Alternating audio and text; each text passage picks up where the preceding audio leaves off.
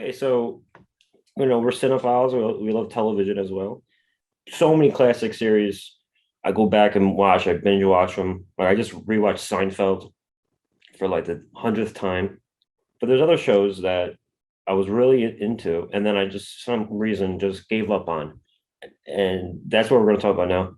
Yeah, I really got the idea because I went on like BuzzFeed and they're doing Oh, a thing about like shows that like plot twists that made you like give up on a show, but so many of them, like so many of the examples were just like the final, like after like the final episode like turned you off, or the mhm. final season, and I was just like, this doesn't Mm. make sense. Like this isn't like earth shattering. I mean, like, first of all, like by that point, like the show's done anyways. So that's the point when like shows kind of just mail it in with how they want to end it anyways, and they're gonna end it however they want to anyways. So I was just thinking about shows. I thought we'd do it better and we'll appropriate it where we talk about shows that we fell out of favor with, or we started to dislike and just stopped watching after a certain point, but those shows went on to have more episodes. So I actually had two. Mm. But I'll give my first one and then I'm gonna let Mike let y'all Mm. know his. But the first thing I thought of was Glee because back in Mm. 2009 I got into it when it first premiered. I wanted to check it out. It looked interesting. And I thought the first season was cool. I thought it was solid. It was like a cool like teen dramedy, comedy and with drama, and it had musical numbers. I love like Jane Lynch. Like she's Mm. hilarious. At that point, I really knew her from 40-year-old version and Mm. something else. I can't remember what it was, but and I thought like her character was like great. And it was cool. Like it had like the little musical numbers. Like they would play old songs, new songs.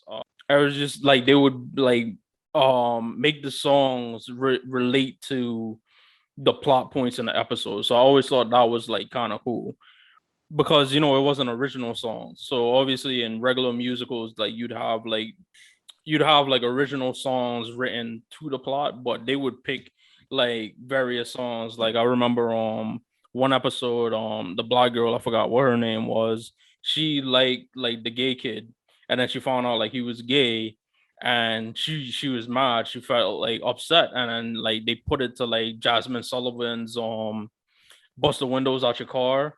And she sung it and performed it, and I thought it was like fantastic. And also they did like "Don't Stop Believing" in like the first episode, and this was like a couple years after The Sopranos when Mhm. "Don't Stop Believing" started, getting popular again. Then the second season, it seemed like they kind of leaned into a certain like a certain demographic, and I'm not gonna say who or what. I'll let the listeners speculate on that.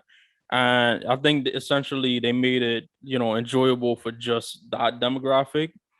Whereas to me, like the first season, like if they kind of like rode that same path, I think like it would have been an enjoyable show for like everybody, like black, white, straight, gay, old, young. Like I thought they did well. And listen, the show went on to do more seasons without me. And it's I've heard like later on more storylines basically been heralded and they did a good job. But after season one, it just basically wasn't for me. And another thing about it is like in the later seasons they started adding a lot of like unlikable people, such as like Gwyneth Paltrow, who's you have to have like she's an acquired taste. And one of the two of the people that were on the show from the beginning went on to have like really bad reputations, Mm. and those were Leah Michelle, who was like the main girl on there. You come to find out like she's behind the scenes, she's kind of diva and like really like a bully, and all this bad stuff. And something about her, I'd never like when they interviewed her, like when I saw her outside of the show, like doing interviews and stuff like that, something about her never like, I never took to. And then Mark Salling, who played Puck on the show, he was later found out to be like a really bad dude. Mm. Because it was found out that this is after the show ended, because it ended in 2016. Like between 2016 and 2018, it was found out like he had child porn. And I looked into it, and like while he was on the show, like he was in his 20s.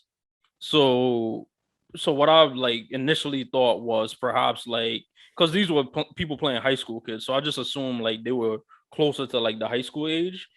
And like if you're 18 and you're dating like a 16-year-old, and you had nude pictures of them on your phone, like let's say you started dating like a 15-year-old while you were 17, and then you became 18 and she was 16, or 19 and she became like got to like 17, and you have pictures of them nude on your phone, technically that's child pornography.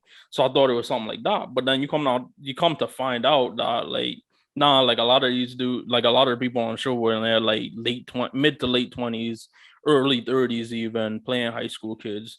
So apparently he had like actual legitimate like child pornography on his on flash drives and on his computer and all this stuff, and he was actually found guilty of it, and he committed suicide before his sentencing, before he could be sentenced.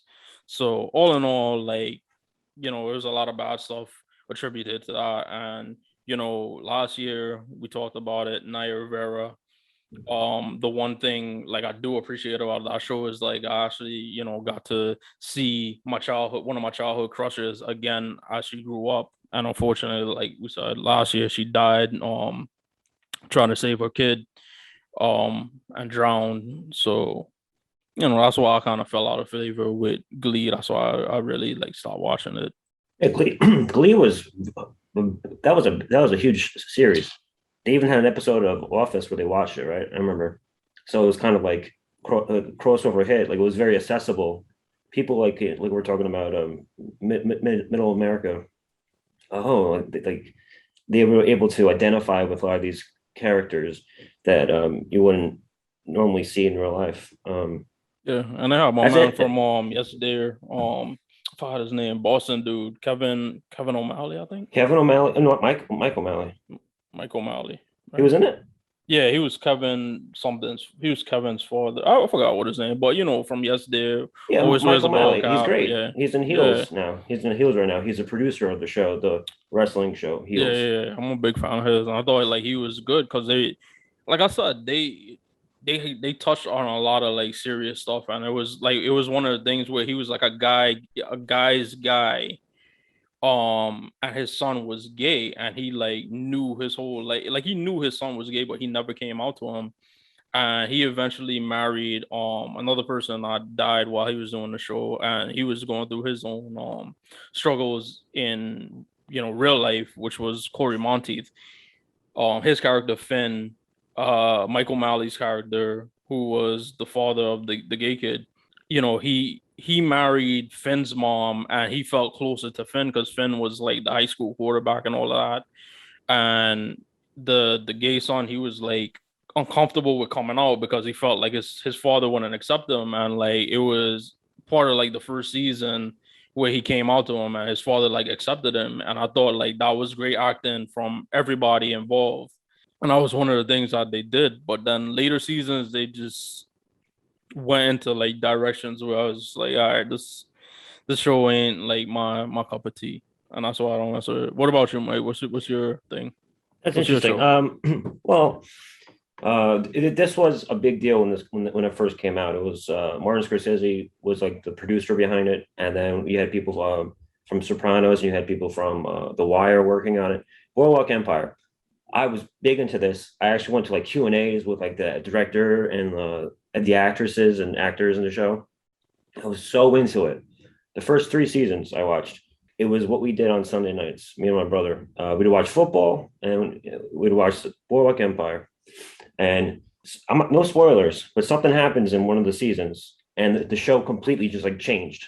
You know, it was going one way with the character and the storyline, and then they do like kind of like a shocking moment, and then I was like, all right, I had them all on DVR for like 2 years, and I'm like, I'll get around to it. I'll get around to it.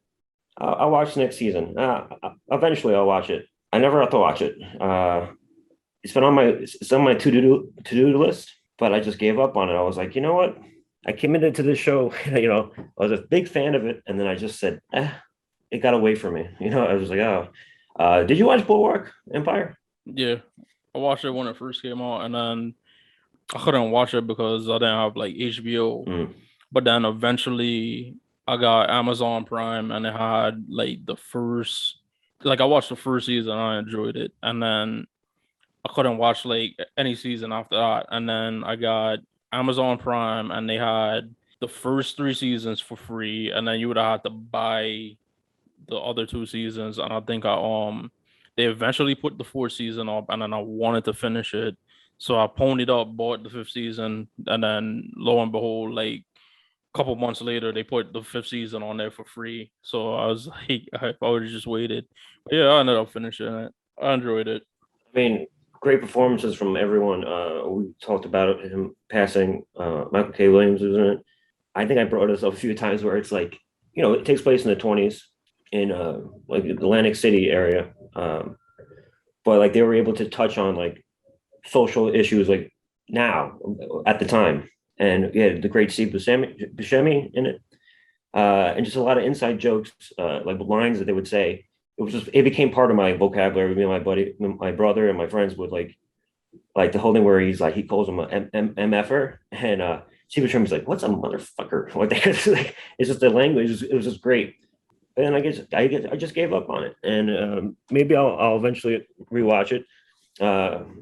But we talk about shocking moments and series finales, and like Game of Thrones.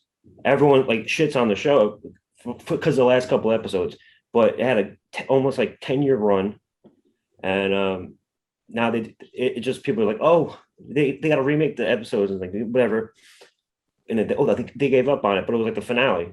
Boardwalk had a couple of seasons left, and I just gave up on it. What's your second choice? Yeah, my other one also is like a HBO show, Entourage. It was one of those things that they turned from like love to hate, really, because the show started to get like annoying to me. It started off like I jumped in, I think, on like the 2nd season, so maybe I have something like Mad Men where I kind of like will watch like the first season since I never watched it. But I jumped in on the 2nd season. I thought it was like a fun like guy show. It was out when I was in high school, when you kind of like leaning into your machismo and trying to figure out what kind of man you want to be. So I always, that kind of shit like always like appealed to me. And I was basically like the base demographic for the show. And Ari, who was expertly played by Jeremy Piven, was consistently the best character, and he was just a supporting character. So I probably should have been like that should have been a sign that after a while like the show was gonna get like lame to you, because like its best character isn't its main character, nor is he like one of the principal characters. I mean, I guess like he was like a principal character. And I would assume in retrospect that like in the first couple of seasons, like he was kind of like more of a like side character. Like you only see him for like a few scenes in each episode, but you wouldn't see him like regularly. And then over the last couple seasons, when they realized his popularity, they started like expanding him more and more and more. Which to me, I felt like the best thing they could have probably did after a while is like move off of like the actual entourage and like somehow, some way, like make the show more about Ari. Vince himself to me was never really interesting, but I think that was kind of the point, because the show was about the entourage. It wasn't really about like the person who the entourage is around. And then I started like disliking characters on it. The show got lame to me when Vincent started dating Sasha Grey, because he was kind of like on a spiral. No offense to Sasha Grey, I'm a big ass fan. Like I was a really big fan then, so please believe, as I've said, it came out like when I was watching it, I was in high school. So it was like best of both worlds for me, like one of my favorite shows and like one of my favorite hobbies at the time, kind of coming together. But just on the show, it was just like I said, I would like Vince wasn't not interesting, and when you started making Vince like the focal point of the show, like that's when you kind of started to lose me. And then the people around him started getting really, really lame. Like Johnny, his brother, was drama. He was he wasn't really meant to be liked. He was like kind of like somebody you pitied. So that always worked. So you never liked him really like from the beginning. And then Turtle was like the driver. He was stocky. You never really expected him to be like, the handsome ladies man, or even like to venture off and like get his own stuff. You always saw him as a driver, but you always saw him as like a really cool friend. And then you had E, who was like his manager, played by Kevin Connolly, who I was like familiar with from a show way back in the 90s comedy called Unhappily Ever After. And Ian Turtle were like my favorite characters outside of Ari. And Turtle kind of like he started dating like Jamie Lynn Sigler, metal soprano, and like at that point he started to kind of like become unlikable. And then he started to venture out from just being like Vincent's like manager into like his own like you know like just managing other people, and then he started to get kind of lame too. And I started watching a movie. I wasn't happy when they made a movie, because at the time I was like, yo, like why doesn't Sopranos have a movie? And of course, like eventually 10 years later they did. Like Sex and the City too, they did. Yeah, and I was like, why are they making Sex and the City? Like if Sex and the City could have a movie, why can't I have a Sopranos movie? But they gave us Entourage, and I started a movie, I never finished it. And I have like no desire to finish it. So I guess we got a twofer, because that's two things I bailed on: the movie and the show. I have the box set. So for some reason, like one Christmas, I got it and I just never opened it. But that's a great choice. Kevin Dillon as well. I believe it's supposed to be like the Wahlbergs, right? Like it's like kind of similar to that. They're Yeah, from New it York, was but they're based on like like Mark yeah, Wahlberg and like the guys that he brought with him from Boston, I guess. Yeah, Boston area to LA. That's a good choice. I don't think I finished it either. I think I went all the way to the end in one of the final season, and I gave up on it. Never saw the movie. It kind of it's a great idea, but it kind of just was like paint by numbers up by the end. There was like every episode was very similar, so it's kind of like maybe it ran. A lot of the things we're talking about, these shows went on for too long. Like you mentioned, Glee, great first season, and then they just went through the motions. They did last for like almost a decade, and by the end, like The Office is another show where it went on for 10 years, and by the end, it was kind of that lost me as well. Where it's just like, all right, you're just watching it because like you've been watching it for years. Yeah. And the thing about Entourage, interesting fact, I just like realized, because I know like a couple of weeks ago we were talking about Fat Beach. The creator of Yeah. Entourage was the person that directed Fat Beach. So shout out them for making Fat Beach, because it's one of it's a cult favorite of me and Mike, because me and Mike were talking about Fat Beach. What I said I could find, I found it on demand one time and I watched it. I got great memories of just like looking in the video store of just the different movies. Like Fat Beach is one of the most that and Senseless. I remember just seeing like the posters of it. And I'm like, it's iconic. No one really talks about a movie like Fat Beach. It's just like, Yeah, we like, it's like kind of like a it's you look obscure. like you like Fat Beach. Oh, we're friends now. Like that thing. That's one of them things. Remember, like when we always talked about, like I know you talked about how like you'd watch the free weekends on like Yeah. stars and stuff like that. And it's just one of those movies. Like I remember way back when I was a kid and flipping through channels, like you'd find on like HBO like randomly on like an afternoon. And Yeah. also, well, like saw it the other day. It wasn't on. It wasn't on Netflix. It wasn't on Amazon Prime or anything like that. Like it was just on Stars on demand. Yeah, those free weekends, we made the most of them. I'd make mixtapes with like all the movies, like any movie from like 93 to like 95. People that rarely talk about them, but they're like iconic to me because they were on the only VHS I had. So that's funny that you bring that up. Right.